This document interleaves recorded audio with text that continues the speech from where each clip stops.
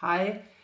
I har nu lavet en tværfaglig opgave, og i den her sidste opgave her har I rigtig gode muligheder for at lave noget omkring praksisnærhed og tværfaglighed. Og det vil jeg lige prøve at fortælle jer lidt om. Hvad vil det egentlig sige, at en opgave er praksisnær? Jamen det vil sige, som det ligger i ordet, at den nærmer sig jeres praksis. At det for eksempel er noget, I kan bruge ude i en institution, eller hvor I nu skal ud og arbejde. Og hvad er tværfaglighed? Tværfaglighed vil sige, at der er nogle fag, der arbejder sammen. Og jeg vil prøve at tage udgangspunkt i, at I har arbejdet med billedkunst. Og i den forbindelse har I også arbejdet med de 3 styreformer og tredelingen af magten.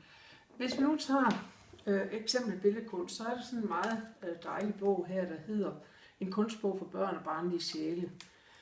Og ud fra den kunne man få noget inspiration til at lave et forløb, for eksempel for en SFO eller børnehave. Tage ind til Aros og se på billedkunst derinde.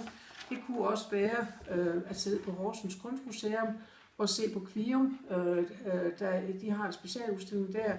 Der er et meget sjovt maleri her af Kvium, som hedder En uartig dreng.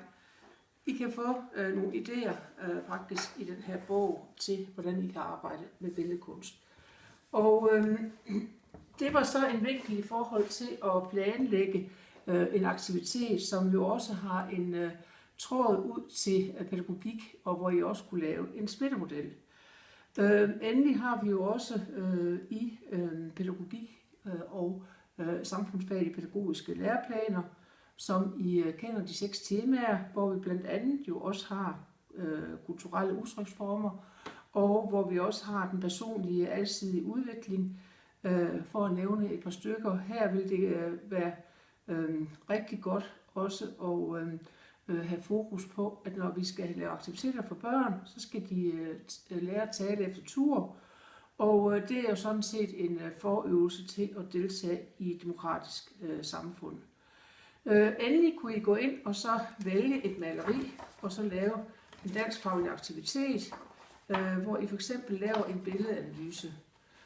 Vi har for eksempel maleriet her, som hedder En brudefærd. Vi har gennemgået det dansk sammen med et andet billede, der hedder Gravfærd, hvor vi faktisk har en livsfortælling omkring det. Og så kan I jo trække paralleller til også det at fortælle, som jo er en rigtig god pædagogisk aktivitet. Alt i alt en rigtig spændende opgave.